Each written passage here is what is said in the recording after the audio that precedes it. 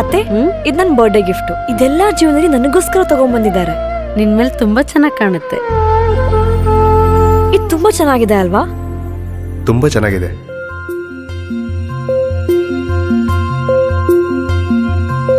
It will look really good on you. Amma? Mother is always son's first love.